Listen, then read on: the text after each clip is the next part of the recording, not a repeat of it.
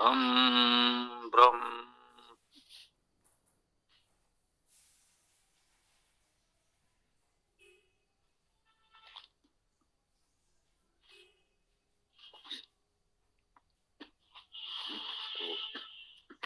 इस सरल वैदिक संस्कृत कक्षा में हम लोग मूल नामिक विभक्ति प्रत्यय पर चर्चा कर रहे थे। इसी प्रकरण को आज और आगे बढ़ाना है।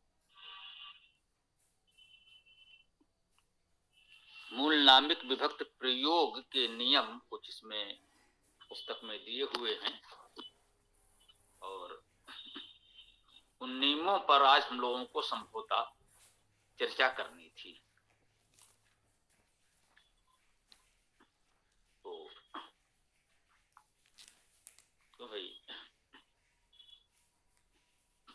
मूल नामिक विभक्ति प्रयोग, इसके इस पुस्तक में ये 16 नियम दिए हुए हैं।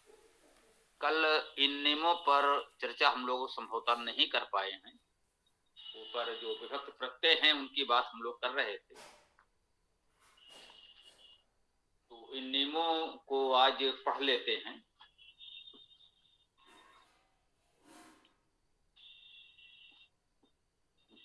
नियम एक, परंपरागत व्याकरण के अनुसार ये मूल नामिक विभक्तियां हैं, अतः इनका ज्ञान सभी को होना ही चाहिए। नियमता ये विभक्तियां जोड़कर सभी शब्दों के रूप बन जाने चाहिए, परंतु इनके अपवाद भी हैं। कुछ अपवाद आवश्यक तथा महत्वपूर्ण भी हैं।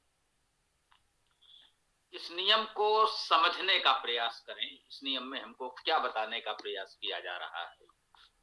एक तो नामिक विभक्तियां सभी भाषाओं में होती हैं।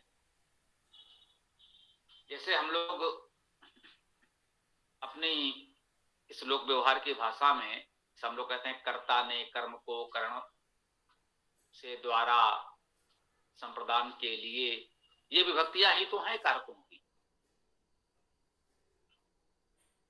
यही सब कारक विभक्तियां हैं। यदि इन विभक्तियों की हमको जानकारी हो तो किसी भी शब्द के साथ इन विभक्तियों को जोड़ करके हम वाक्य बना सकते हैं। ऐसा सभी भाषाओं में होता है।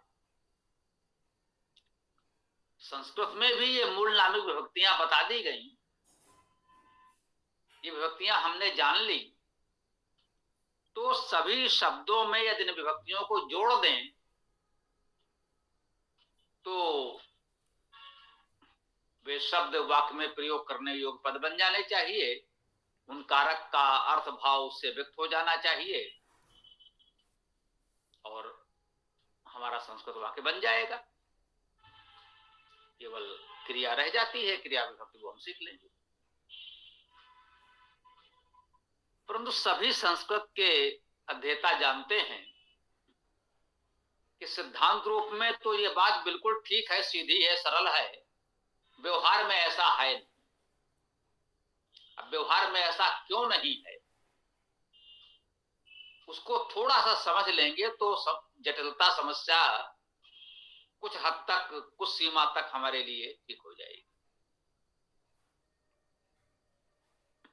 वास्तव में है क्या, ये मूल नामिक विभक्तियां तो व्याकरणाचार्यों ने हमको बताई हैं। इसका अर्थ यही है कि अधिकांशतः इन विभक्तियों का प्रयोग होता है और होना चाहिए।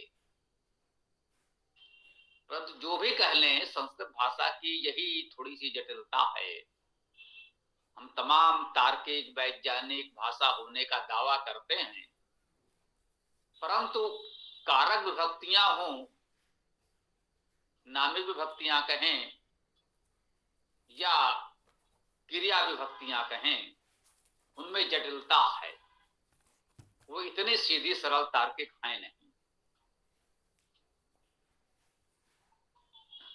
तो इसका कारण क्या है, वो कहिए कि जो नियम बताए गए, मूल नामिक विभक्तियां बताई गई, नहीं आप नियम मान लें। तो ये नियम है कि ये विभक्ति लगनी चाहिए, ठीक है लगेगी, परंतु इसके अपवाद बहुत है। मूल नियम में जो विभक्ति बताई गई वो नहीं लगेगी, कुछ और लग जाएगी किसी कारणों से।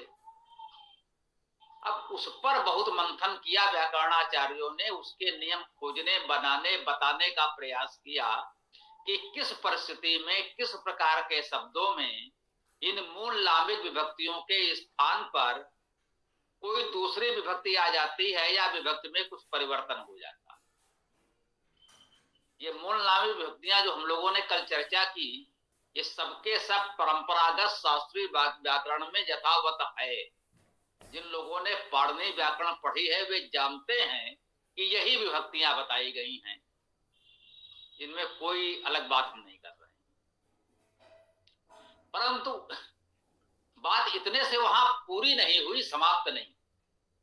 उसके बाद उन्होंने बहुत से इसके अपवाद बताए कि ये विभक्तियां तो हैं, परंतु यदि ऐसा होगा तो इस विभक्ति के स्थान पर ये हो जाएगा, यदि ऐसा शब्द होगा तो इसके स्थान पर ये हो जाएगा, यदि ऐसा शब्द होगा तो उसके स्थान पर ये हो जाएगा। इस तरह का एक लंबा प्रकरण आपको वहां मिलेगा। अर्थात ये जो नियम से यही नामिक विभक्तियां, मूल नामिक विभक्तियां सब में लग जानी चाहिए, वो नहीं लग रही। उनके अपवाद हैं कि यदि ऐसा हुआ, अकारांत है तो ऐसा हो जाएगा, उकारांत है तो ऐसा हो जाएगा, अन्य किसी स्थिति में क्या कैसा हो जाएगा। तो कह सकते हैं कि नियमों को बाधित करने वाले इन अपवादों की बड़ी सूची है, वह भी उस व्याकरण में बताई गई है। यह व्याकरणाचार्य की विशेषता, महानता है कि उन्होंने लोक व्यवहार में प्रचलित उन अपवादों को भी हमारे समक्ष प्रस्तुत कर दिया, स्पष्ट कर दिया कि मूल तो ये है, मूल से आशय ये है जो अधिकतर प्रयोग हो रही है नियम। अपवाद का आशय ये है कि उन मूल नियमों का कहीं कहीं उल्लंघन हो रहा है, तो किन परिस्थितियों में उसमें क्या परिवर्तन हो रहा है वो भी उन्होंने बता दिया है। अब एक पक्ष तो ये है कि वो सारे नियम, अपवाद जहां जैसा बताया गया है पूरा का पूरा पहले आप अच्छी तरह समझ लें, कंठस्थ कर लें और उसके अनुसार प्रयोग करें। इसको कहते हैं कि आप शास्त्रीय पद्धति से संस्कृत सीखें और प्रयोग करें। तब आप जो भी संस्कृत सीखेंगे, प्रयोग करेंगे, वो पूरी तरह से उस व्याकरण के अनुकूल शास्त्रीय होगी, मानी जाएगी। बात तो ठीक है। यहीं से संस्कृत व्याकरण में वो जटिलता, कठिनता, दुरूहता उत्पन्न होती है, जिसके कारण लोग संस्कृत भाषा से भागते हैं। इस नियम को, इस मूल बात को यदि समझ लिया जाए तो यह समस्या बहुत कुछ हल हो सकती है। मूल विभक्तियां जो हैं वो पहले बता दी गई, आप ये मान लें ये मूल हैं तो हैं। अब उसके पश्चात जो उन्होंने बताया है कि इन परिस्थितियों में इनमें कुछ परिवर्तन होते हैं, उस परिवर्तन होते हैं का आशय है, वही हमने कहा था कि भाषा जन सामान्य बोलता है, किसी व्याकरणाचार्य ने भाषा को जन्म नहीं दिया, किसी एक विद्वान ने भाषा को बनाकर नहीं सौंपा कि भाई आज से सब लोग ये भाषा बोलेंगे। भाषा तो सुदीर्घ काल से चली आ रही है, आदिकाल से चली आ रही है, जब से मानव है, जब से मानव सभ्यता कह लीजिए, तब से वो भाषा बोल रहा है। इतने व्यापक समाज में लोग अपने अपने तरीके से बोल रहे हैं, आज भी हम लोग बोलते हैं तो सबकी भाषा में कुछ ना कुछ अंतर होता है। तो सब लोग एक दूसरे की बात को समझ सकें, इसलिए उन्होंने बहुत विस्तार से समझा दिया कि इस तरह के ये अपवाद स्वरूप परिवर्तन भी समाज में प्रयोग हो रहे हैं, उसे भी आप जान लो। ऐसा ना हो कोई कुछ बोले और आपने मूल नामिक विभक्तियां तो आपकी जानकारी में है और उसमें कुछ परिवर्तन हो गया, आप समझ ही नहीं पाए कि वो क्या कहना चाहता है। इसलिए उनको भी बता दिया, बिल्कुल ठीक किया। अब ये भी सत्य है कि विशाल संस्कृत साहित्य जो हमारे समझ है, वो उसमें इस प्रकार के सभी प्रयोग आपको मिलेंगे। तो यदि उसको नहीं जानेंगे तो साहित्य को कैसे पढ़ें, समझेंगे। तो उनको जानना समझना आवश्यक है। हम भी ये स्वीकार करते हैं। यहां पर प्रयास यही है कि कम से कम इतना आप समझें कि ये मूल विभक्तियां थी, परंतु इनके अपवाद भी हैं, ये सत्य है। कुछ अपवाद आवश्यक तथा महत्वपूर्ण भी हैं। आवश्यक तथा महत्वपूर्ण होने का क्या भाव है? भाई अगर अपवाद न होते, सर्वत्र यही विभक्तियां लगती, तब तो सीधी सरल बात होती। हम कहते भाई हमारी भाषा तर्कसंगत है, वैज्ञानिक है, बिल्कुल ठीक है। इन अपवादों ने तो हमारे इस बात को ही एक प्रकार से खंडित कर दिया है। तो अपवाद के आवश्यक या महत्वपूर्ण कहने का भाव यही है कि वे अपवाद भी कह सकते हैं बहुत व्यापक स्तर पर प्रयोग हो रहे हैं। वो बहुत, ऐसा नहीं कि बहुत अल्प हैं, कहीं मिलेंगे। इस कारण से उनकी उपेक्षा भी नहीं की जा सकती। वो भी बहुधा नियमों के समान जैसे हो जाते हैं, तो उसको हमें मानना पड़ता। जैसे कहीं प्रवेश के लिए कोई नियम है कि भाई यहां पर ये लोग, भाई आप सब लोग प्रवेश कर सकते हैं, या इस प्रकार का कोई टिकट पास लेकर प्रवेश कर सकते हैं। अब उसमें एक नियम बताया भाई इतने आयु तक के बच्चों का टिकट नहीं लगेगा। तो एक तो नियम है सब लोगों का ये टिकट लगेगा, लेकिन बता दिया भाई बच्चों का नहीं लगेगा। किसी ने कहा भाई विकलांग है तो उसको ये छूट मिलेगी, किसी ने कहा भाई वो वयोवृद्ध है तो उसको ये छूट मिलेगी। तो ये उपनियम या अपवाद हो जाते हैं। नियम तो एक सामान्य सा है कि आपको यात्रा करना है तो आपको ये शुल्क देना है, लेकिन विशेष परिस्थितियों में ये सब भी दिए गए हैं, दिए जाते हैं, देने चाहिए। यातायात के नियम है, उनमें भी विशेष परिस्थितियों में छूट दी जाती है। किसी रोगी के प्राणों का संकट है तो यातायात के नियम देखे या शीघ्रता से उसे चिकित्सालय पहुंचाया जाए, तो ये छूट दी जाती है। इसे अपवाद कह सकते हैं कि भाई ये अपवाद हैं, ऐसी परिस्थितियों में नियम नहीं देखे जाते और उसमें छूट दी जाती है। अपवाद होते हैं, अपवाद समाज में व्यवहार में चलते हैं, स्वीकार करते हैं। अब इन अपवादों को नियम जैसा महत्व दे दिया जाए कि नहीं नहीं ये बिल्कुल, तो उसका दुरुपयोग होने लगे, नहीं बिल्कुल मक्षिका स्थाने मक्षिका वैसा प्रयोग करें, अन्यथा कोई टोका टाकी करने लगे कि भाई आपका प्रयोग अशुद्ध है। तो हम केवल इतना निवेदन करना चाहते हैं कि जो मूल विभक्त प्रत्यय है उसको पहले सीख लें और प्रयोग करना आरंभ कर दें। धीरे धीरे अपवादों को सीखते समझते रहें। यूं कहें कि मूल प्रयोग आप कर ही रहे हैं, यदि किसी अपवाद की दृष्टि से लगे कि भाई यहां पर तो अपवाद की दृष्टि से ये प्रयोग होना चाहिए, अर्थात कुछ प्रयोग शास्त्रीय व्याकरण से किसी को अशुद्ध लगता है, तो वो धीरे धीरे शुद्ध हो जाएगा। यूं समझे कुछ भी हम नया सीखते हैं तो शुरू में प्रारंभ में कुछ भूल चूक होती है, सबसे होती है। तो यही मान लीजिए कि एक भूल चूक कुछ होगी तो होने दीजिए, धीरे धीरे उन्हें सुधार लेंगे। नियम 1 से मुख्य संदेश हम आपको यही देना चाहते थे। नियम 2 में कहा गया है जिन शब्दों के अंत में व्यंजन होते हैं उन व्यंजनांत शब्दों में विभक्तियों को लगाकर सभी शब्द रूप बन जाते हैं।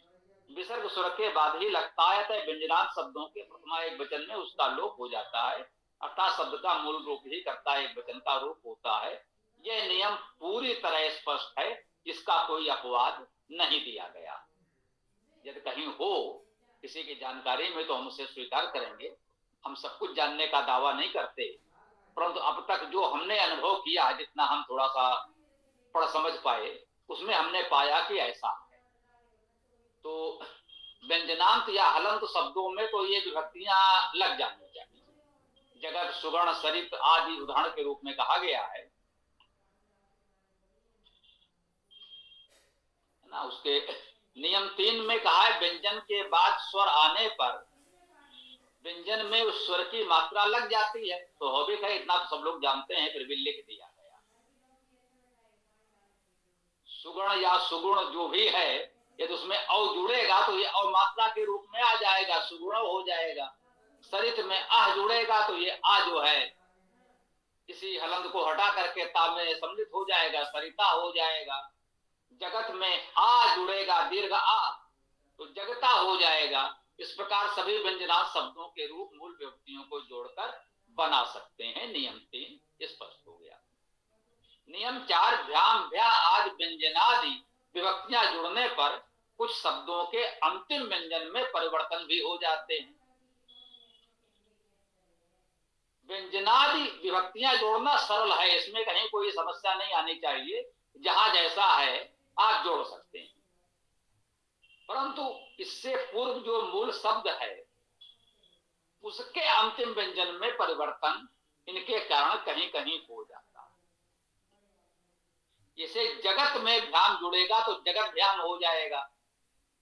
जगत शब्द इसको समझने के लिए एक अच्छा उदाहरण हम लोगों ने दिया।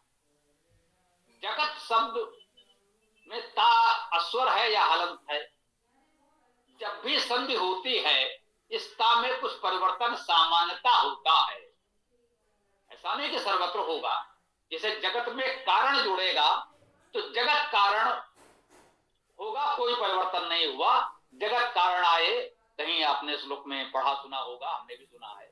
जगत कारण आए तो जगत कारण में, जगत कर्म में कोई परिवर्तन नहीं हुआ, ज्यों का त्यों जुड़ गया। अब जगत में ईस भी जोड़ा आपने तो जगदीश हो गया, ताका दा हो गया, ता था दा तीसरा वर्ण हो गया। जगत में नाथ जोड़ा तो जगन्नाथ हो गया, ताका ना हो गया। नाथ में ना था, अंतिम वर्ण था तो ताका भी वो अंतिम वर्ण ना हो गया, जगन्नाथ हो गया। जगत में गुरु भी जोड़ा तो जगत गुरु हो गया, ताका दा हो गया, ताथा दा तीसरा वर्ण हो गया।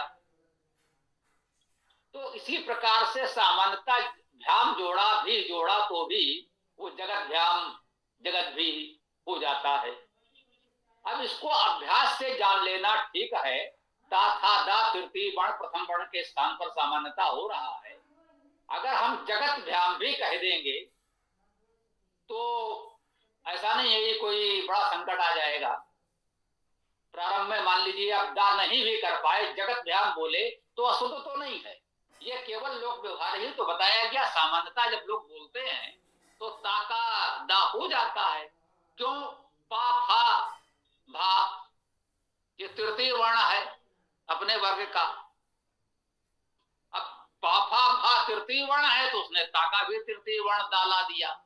उसके प्रभाव से ताका दा हो गया, तृतीय वर्ण हो गया। और नाथ में जैसे कहा वो पंचम वर्ण था तो ताका भी पंचम वर्ण ना हो गया तो जगन्नाथ हो गया। जगतनाथ में उस ना के प्रभाव से पंचम वर्ण आ गया, जगन्नाथ हो गया। और जगत भ्याम या जगत गुरु में ये भ्याम भी तृतीय वर्ण था तो ताका भी तृतीय वर्ण हो गया, दा हो गया। तो ये संधि के नियम हैं। संधि के नियम हम लोग पढ़ेंगे, संधि का प्रकरण जब आएगा। अभी इतना ही समझ लें कि सहज भाव से स्वाभाविक उच्चारण से इस प्रकार के कुछ परिवर्तन हो जाते हैं। प्रारंभ में जब हम विभक्तियां सीख रहे हों, इन परिवर्तनों को ना भी करें। जगत भ्याम आप बोलिए, मुझे लगता है ये चूंकि प्राकृतिक ध्वनि विज्ञान के अनुसार है, आप जगत भ्याम बोलेंगे वो दा स्वतः हो ही जाएगा। वो कोई नियम जानने की वहां आवश्यकता नहीं पड़ेगी, वो सहज भाव के उच्चारण में हो ही जाएगा। आप जगत गुरु अब बहुत प्रयास करके बोलना पड़ेगा, जगत गुरु ही उच्चारण होगा, क्योंकि वो प्राकृतिक है। संधि के नियम ऐसा नहीं कि व्याकरणाचार्य ने बना दिए इसलिए हमें पालन करना पड़ता है। वो ध्वनि विज्ञान के अनुसार स्वतः उच्चारण वैसा होता है। ये उन्होंने बताया है कि ऐसा उच्चारण होता है, उसको जान लेंगे तो समझने में सुविधा होगी। ये भी भटकाव नहीं होगा, अरे भाई हम तो उसको ऐसा क्यों बोल रहे हैं, बोल नहीं पा रहे हैं। नहीं, वो सब लोग ऐसा बोलते हैं इसलिए आप भी बोलिए, कोई समस्या नहीं है। उन्होंने ये बताया है, ये परिवर्तन ध्वनि विज्ञान के अनुसार स्वाभाविक रूप से होते हैं। विशेष में कहा गया है ये परिवर्तन उच्चारण में सरलता के लिए स्वभावता हो जाते हैं। उदाहरण के लिए संधि होने पर जगतपति तो जगतपति होता है, परंतु जगत गुरु तो जगत ता के स्थान पर दा जगत गुरु उच्चारण प्रचलित है। अतः संध नियमों में ता के स्थान पर दा बोलने को स्वीकार कर लिया गया है। इसी प्रकार विभक्त जोड़ने पर भी व्यंजन में परिवर्तन स्वीकार कर लेते हैं। इन परिवर्तनों को स्तर कक्षाओं में सिखाया जाना चाहिए। प्राथमिक स्तर पर शब्द का शुद्ध रूप सीखना तथा प्रयोग करना उपयोगी तथा उचित है। अभी हम प्रारंभ में कह रहे हैं कि आपको जगत है, ध्यान जोड़ना है, तो जगत ध्यान ठीक है। हमने कहा जब आगे संधि प्रकरण आएगा तो बता देंगे। इतना चर्चा कर दी कि कोई भ्रम ना हो, आप समझ लें कि हाँ ऐसा भी कुछ होता है। नियम 5 में कहा गया है सभी व्यंजनांत पुल्लिंग तथा स्त्रीलिंग शब्दों के रूप इन विभक्तियों को जोड़कर बन सकते हैं। केवल नपुंसक लिंग या उभय लिंग शब्दों के कर्ता और कर्म में कुछ अंतर होता है। शेष तृतीया से सप्तमी तक तीनों वचनों में मूल विभक्तियां पुल्लिंग तथा स्त्रीलिंग के समान ही यथावत रहती हैं। तो अब लगे कि भाई वहां तो स्त्रीलिंग, पुल्लिंग, उभय लिंग, नपुंसक लिंग सबके रूप अलग अलग सिखाए जा रहे हैं। तो ये बताया अंतर केवल इतना है। ये न सोचें कि पूरे रूप आपको अलग से समझने हैं, केवल प्रथमा द्वितीया का थोड़ा सा अंतर है, ध्यान देंगे समझ में आएगा। वो हम यथा स्थान बताएंगे आगे। स्पष्ट है कि संस्कृत में नियम 6 स्पष्ट है कि संस्कृत में शब्दों में लिंग भेद सामान्यता नहीं होता है। जिन्हें नपुंसक लिंग या उभय लिंग कहा जाता है उन्हें वास्तव में कुछ विशेष प्रकार के शब्द माना जाना चाहिए जिनमें कर्ता व कर्म की विभक्तियां एक समान होती हैं तथा द्विवचन में अ के स्थान पर ई, बहुवचन में आ के स्थान पर ई हो जाता है। इसे विकल्प या अपवाद कह सकते हैं। तो यहाँ पर उभय लिंग नपुंसक लिंग जैसा कुछ नहीं है। कुछ शब्द हैं मान लें जिनमें विभक्तियों में ये कुछ परिवर्तन हो जा रहा है। इस रूप में समझ लें तो सरलता होगी। ऐसा हमें अनुभव हुआ है। जैसा भी हो, हमारा मुख्य उद्देश्य भाषा को सीखना समझना है। उसको कैसे सीखे समझे सबका तरीका अपना हो सकता है। हम अपने अनुभव से कुछ सरल तरीके बताने का प्रयास कर रहे हैं। विभक्तियों में नियम 7 है विभक्तियों में परिवर्तन पुल्लिंग तथा स्त्रीलिंग माने जाने वाले कुछ शब्दों में भी हो सकता है जो अपवाद ही माने जा सकते हैं। नपुंसक लिंग प्रथमा द्वितीया तथा आकारांत के बहुवचन तृतीया षष्ठी में होने वाले परिवर्तन अपवाद हैं। अर्थात इनका प्रयोग बहुत थोड़ा यहाँ वहां है। तो ठीक है, समय के साथ उसको भी अभ्यास में सीख लेंगे। नियम 8 कर्म बहुवचन में शब्द के अंत में आ, ई, री, उ होने पर ये स्वर दीर्घ हो जाते हैं तथा ना विभक्त प्रत्यय लगता है। कर्ण एक वचन में शब्द के अंत में ई, री, उ होने पर ना विभक्त प्रत्यय लगता है। आथा इसमें ना का आगम और हो गया। नियम 10 संप्रदान एक वचन। देखिए यही पहले हमने भी आपको मूल व्यापक नियम बताए और बाद के नियमों में जो अपवाद हो सकता था कि आ, ई, उ, री आदि होने पर क्या होता है, कर्ण एक वचन में ई, री, उ होने पर क्या होता है, वो अपवाद ही यहाँ भी उसी रूप में बताए जा रहे हैं जैसा कि आपके परंपरागत शास्त्रीय व्याकरण में बताया गया है। बस वहां संस्कृत के सूत्रों में है, यहाँ हमने आपकी भाषा में सरलता से बताने का प्रयास किया है। ठीक है। नियम 10 संप्रदान एक वचन में शब्द के अंत में आ होने पर, अकारांत होने पर आय विभक्त प्रत्यय लगता है। देवाय जैसा हो गया। भाई वहां पर तो कहा था आ होगा संप्रदान में, हाँ ई आना था, ए आना था, और यहाँ पर एक आय हो गया, आय हो गया, थोड़ा परिवर्तन हो गया। अपादान और संबंध एक वचन में शब्द के अंत में ई, री, उ होने पर गुण होकर विसर्ग लगता है। गुण होना हम लोगों ने बताया है, अंतिम स्वर से पूर्व आ जुड़ता है तथा संधि होकर ए ओ हो जाता है। इसे परंपरागत व्याकरण में गुण होना भी कहते हैं। आप गुणा जिन्होंने पढ़ा हो। तो अधिकरण एक वचन में शब्द के अंत में ई, उ होने पर औ तथा आ होने पर याम विभक्त प्रत्यय लगता है। अधिकरण था सप्तमी एक वचन में, इकारांत उकारांत है तो औ और आकारांत होने पर याम विभक्त प्रत्यय लग गया। नियम 13 री, रा, शा के बाद ना के स्थान पर ना हो जाता है। इसकी चर्चा हम लोग वेद में भी कर चुके हैं। ना करना होता है जब ये वर्ग मूर्धन्य वर्ण होता है तो उसके प्रभाव से री, रा, शा ये मूर्धन्य हैं, इस मूर्धन के प्रभाव से ना के स्थान पर पंचम वर्ण मूर्धन णा हो जाता है। नियम 14 में कहा गया है कि यदि ना से पूर्व री रा शा के बाद कोई स्वर कवर्ग पवर्ग या रा वाहा अक्षर आ जाए तो भी ना के स्थान पर ना हो जाता है। शब्द में कहीं भी है, ऐसा नहीं कि तत्काल उसी स्थान पर हो। यदि उसके पश्चात कोई दूसरा वर्ण आ रहा है तो भी वो नाकारना हो जाता है। इसके इतने नियम जानने के स्थान पर अभी तक हम आपको यही बताते आए हैं कि मूर्धन उच्चारण यदि शब्द में है तो ना के स्थान पर मूर्धन्यणा हो जाता है, इतना ही पर्याप्त भी है।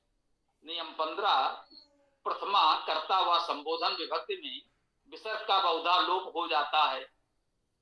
हम यहाँ ने इतना ही कह दिया, बहुधा लोप हो जाता है। प्रथमा में यदि विसर्ग ना भी लगा हो तो कोई बात नहीं।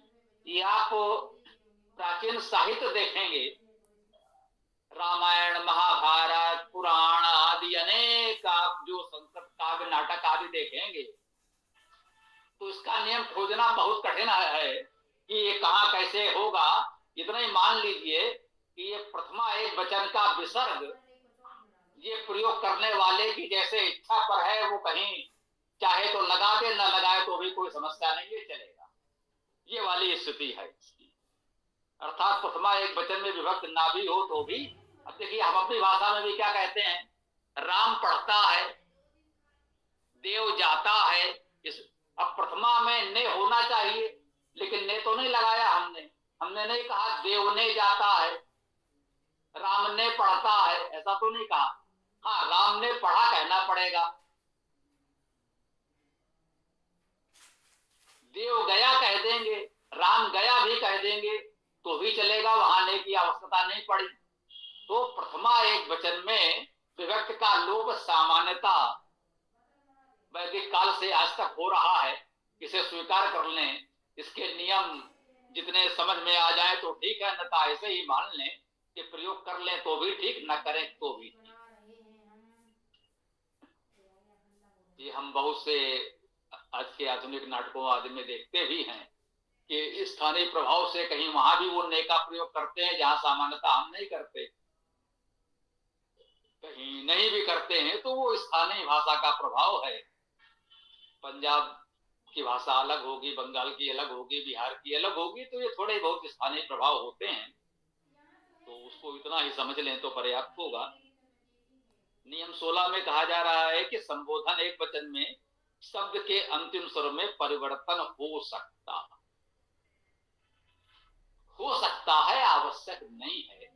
क्योंकि हम संबोधन करते हैं तो कभी कभी उसमें कुछ परिवर्तन हम लोग, आप घर में देखिए, हम प्रेम से अपने किसी प्रिय पात्र को बुलाते हैं तो उसका जो नाम है, नाम तो नाम है, नाम में क्या परिवर्तन होगा, लेकिन बुलाने में प्रेम से हम उस नाम में भी कुछ परिवर्तन कर लेते हैं। वो भी हमारे प्रेम का प्रतीक है, उसमें कोई व्याकरण का नियम न खोजा जाए। और अब जब हम बोलचाल में ऐसा कर रहे हैं तो यदि कोई साहित्य लिख रहा है, नाटक कथा साहित्य, कोई कहानी उपन्यास नाटक लिख रहा है, तो जब लोक व्यवहार में बोलचाल में हम बोल रहे हैं तो वहां भी पात्र वैसे ही बोलेगा। तो अब ये नहीं कह सकते साहब इस साहित्यकार ने यहाँ ये लिखा है तो उस नियम से, यही कहा जाता है कि ये नियमों में जो छूट है वो लोक व्यवहार के कारण ही है, और वही हमारे लिए ग्राह्य है। उसी को व्याकरणाचार्यों ने हमारे लिए एक उचित तरीके से प्रस्तुत कर दिया। ये अच्छी बात है, यही उनका योगदान है, भूमिका है। तो आज की बात यहाँ पर हमें विराम देना होगा, आपका समय पर्याप्त हो गया है। अब आप लोग कोई प्रश्न हो तो रखें या वेदाष्टक पाठ करें, फिर हम लोग वेद मंत्र की ओर बढ़ेंगे। ओम।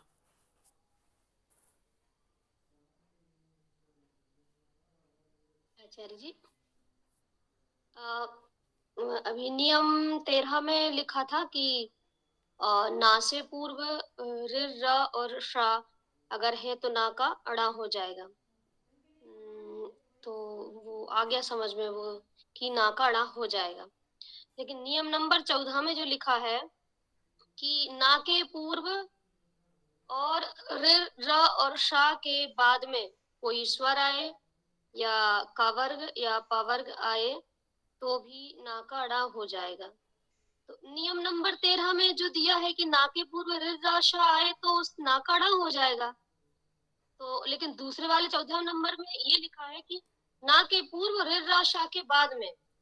तो अगर का पा वर्ग और स्वर्ग अगर आए या ना आए, वैसे भी ना के पहले ऋ, र, शा आ रहा है तब भी वो अड़ा हो रहा है।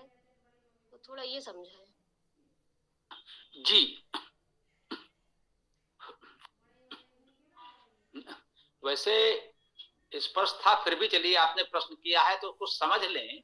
वास्तव में उसको हमने भी स्पष्ट भी किया कि मूर्धन्य उच्चारण है, जो हम लोगों ने वर्ण शिक्षा पढ़ी थी, इसीलिए पहले उसको चर्चा की गई कि वर्णों के जो उच्चारण स्थान हैं, इन सब परिवर्तनों में, संधि नियमों में उसका बड़ा स्थान है, बड़ा महत्व है उसका।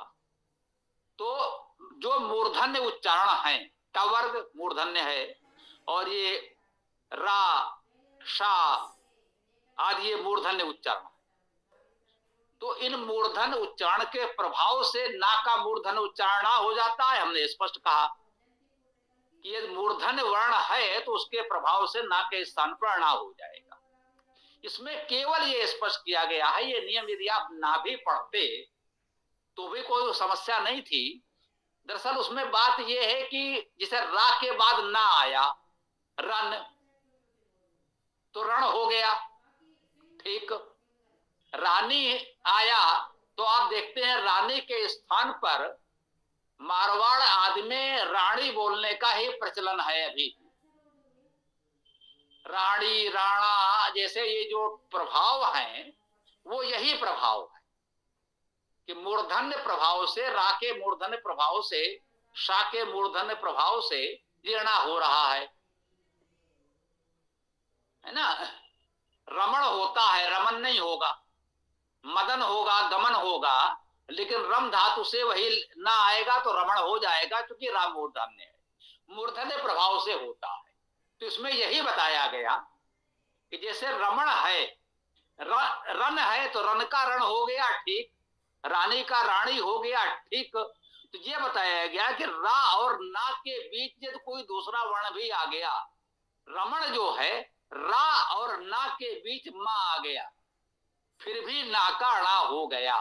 ये भ्रम न हो कि ना से पूर्व राही हो, शाही हो तभी होगा। जैसे विभीषण, यहां भी अड़ा का अड़ा हुआ है ना का ही, और शा के पश्चात सीधे सीधे ना है तो अड़ा हो गया विभीषण में, और रण में भी हो गया, रा के पश्चात सीधे ना आ गया है। यहां यह बताया गया कि रमण जैसे है, रा के पश्चात मां आ गया, फिर भी नाका अड़ा हो गया। इस मां के व्यवधान से उसका नाका अड़ा होना रुका नहीं, ये उसमें व्यवधान नहीं डाल पाया। यही बताया गया है कि दोनों के मध्य ये दूसरा वर्ण भी कोई आ जाता है तो भी नाका अड़ा हो ही जाता है। ठीक है, बात समझ में आई? ओम जी।